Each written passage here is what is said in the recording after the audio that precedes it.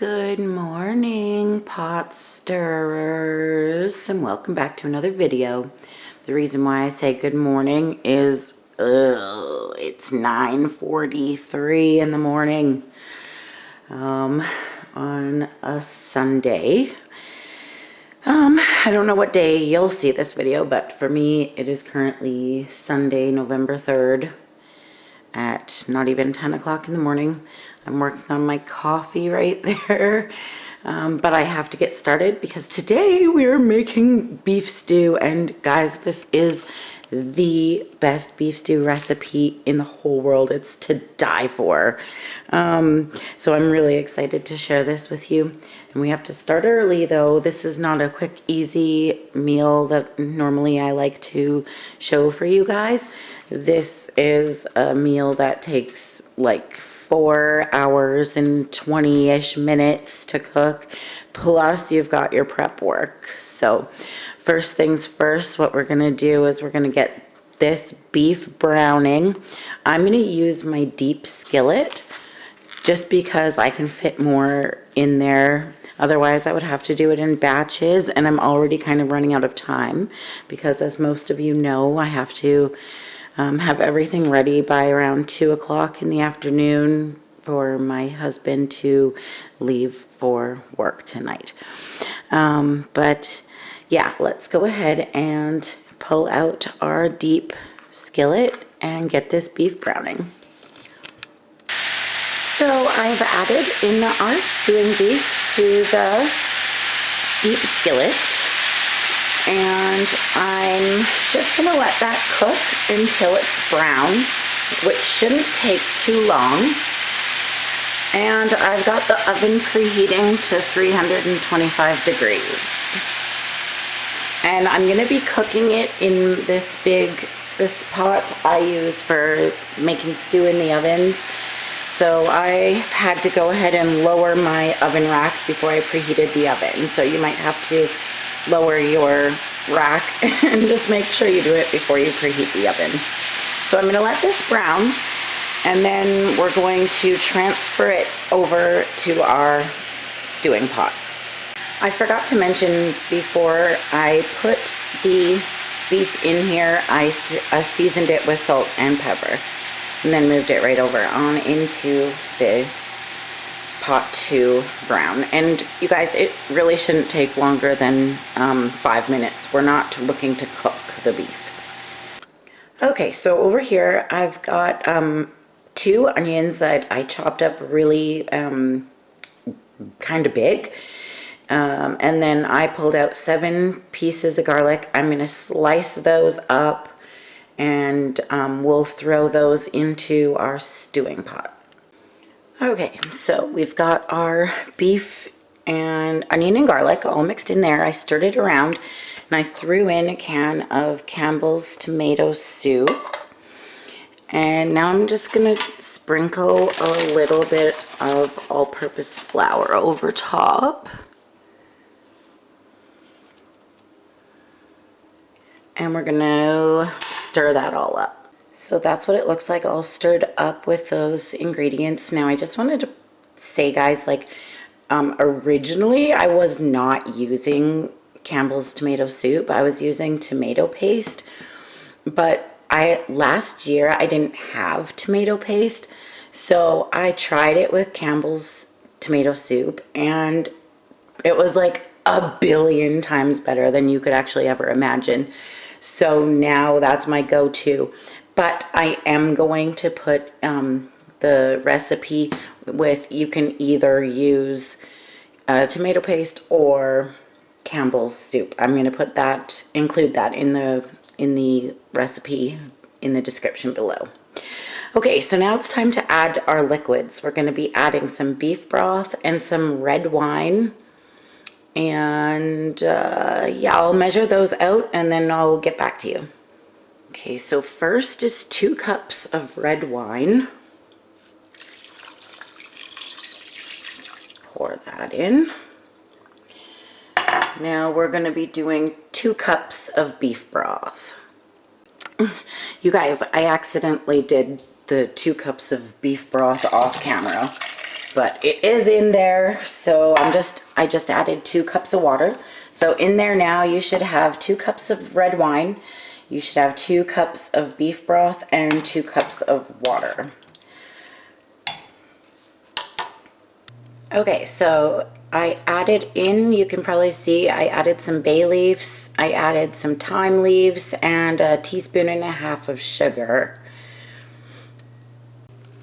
Okay, we're gonna add about 2 tablespoons, a little bit more, about 2 tablespoons worth of balsamic vinegar. Okay, now it's time to cover it. Well, let's give it a stir. Stir. Stirry, stirry. You guys, I'm freaking out. It's like 10:19. I hope I have enough time to do this. I hate cooking rushed, but a big meal like this, like, you have to start very early. Okay, we're gonna put it in the oven, covered for 2 hours. So as you can see, we've got about half an hour left on the first set of 2 hours where our stew has been in the oven. So I'm gonna start chopping up potatoes and carrots now. So here we've got our potatoes and our carrots, and these are fresh out of the garden, my grandma's garden. Love that. So yeah, we're gonna just start slicing carrots. You be the judge of how much you want. My recipe says 4 sliced carrots, but I always go more than that because I really like them.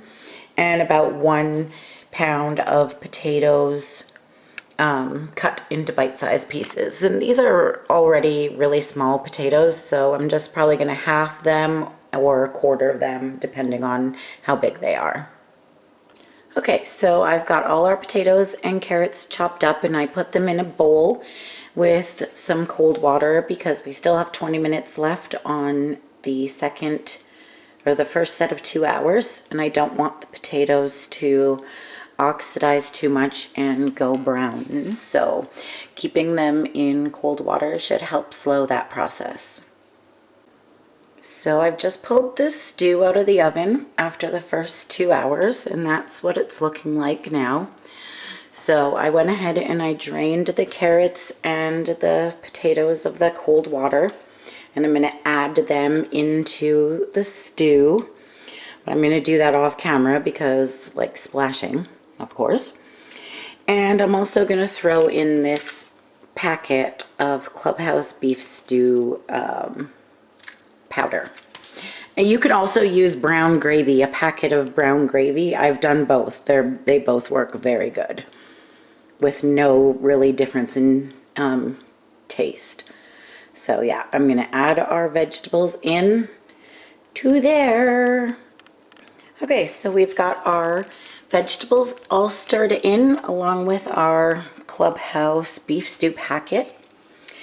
Now I'm gonna put it back, cover it back up with the lid, and we're gonna put it back in the oven for another 2 hours. Oh, there's a little bay leaf. Can't remember to remove them. I did put 4 of them in there, so hopefully I can find them all. Otherwise, people will have to just watch. So this is going to cook for another 2 hours. And oh guys, like normally I have a candle going during the day while I do my chores and everything, but not today. This smells absolutely heavenly, and I am so excited to eat. And it's 12:25 now, so I'm doing pretty good for time. So this should be coming out of the oven around 2:25 my time. So guys, this is how the stew looks after it's done cooking. It will thicken a bit as it stands, so I'm just gonna leave it. I've been trying to stir it around. I found 3 out of the 4 little bay leaves that I put in there, but I can't find the 4th. So it might end up in somebody's bowl by accident, but oh, that looks so good. My lighting, I know, is always so crappy, but that's okay because I've actually got a new camera light coming, which thank you to my best friend Fred for buying that for me as an early Christmas gift. It is on the way, but yeah, I don't know where that fourth bay leaf is. I'm sure I'll find it. So anyways, stay tuned for plating. Okay, and here we have our amazing looking hearty oven stew. You guys, this is the best stew recipe I've ever found, and I've tried a lot of them because stew is one of those delicious comfort meals that nothing can beat. So I really hope that you give this one a try and let me know in the comments what you thought. Okay, so that's it for this video, guys. If you liked this video, please leave a like and subscribe if you're new, which probably the majority of you are because we are relatively new here. But please consider subscribing because this winter we're doing comfort, cozy, home-cooked comfort food meals, and I'm really excited about it. Okay, you guys, I'll see you in the next one. Bye.